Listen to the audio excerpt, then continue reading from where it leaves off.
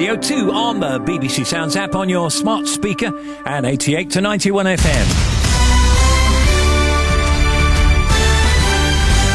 With the BBC News at 11 o'clock, this is Jason Kay. The BBC has seen an email which raises further questions about Suella Braverman's version of events surrounding her resignation as Home Secretary 10 days ago. She said that she had rapidly reported her mistake after she sent a sensitive document from her private email account shortly before 8 a.m. The BBC has learned that the message asking a recipient to ignore and delete the original email wasn't sent until just after 10 a.m. The Cabinet Minister Michael Gove defended Ms Braverman's reappointment as Home Secretary, saying she'd apologised and deserved a second chance. Her Labour shadow, Yvette Cooper, wants answers.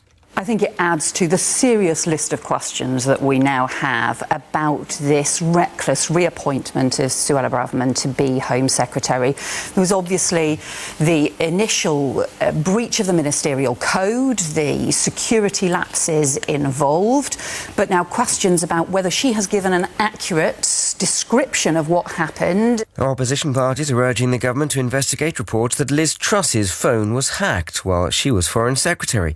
The Mail on Sunday says it's suspected that Russian spies gained access to sensitive information. Thousands of families in South Korea are trying to trace relatives they fear might have died in a crush in the capital Seoul. At least 153 people are known to have died, most of them teenagers and young adults celebrating Halloween in an area full of nightclubs and restaurants.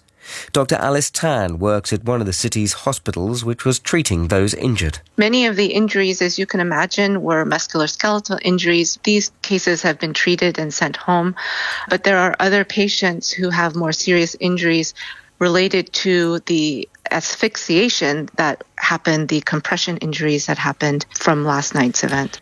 A woman's been found dead at a house in Merseyside. A 79-year-old man has been arrested on suspicion of murder. Sean Dilley reports. Detectives say inquiries are at an early stage, but a murder investigation is underway.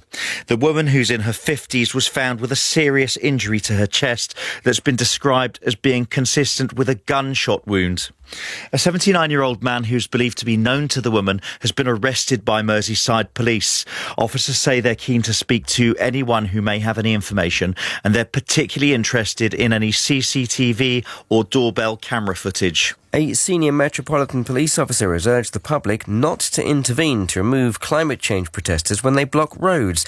Assistant Commissioner Matt Twist said he understood people's frustration, but urged them to call the police to get a situation dealt with. England's women are celebrating a thrashing of Australia, which has seen them through to the semi-final of the Rugby Union World Cup. They won by 41 points to 5 in pouring rain in Auckland. They'll face Canada next Saturday. And that's the BBC News at 3 minutes past 11. Thank you, Jason. And thank you, Steve. Michael Bond. Lovely show. Here she comes. Get ready. Listen live on the BBC Sounds app. We will.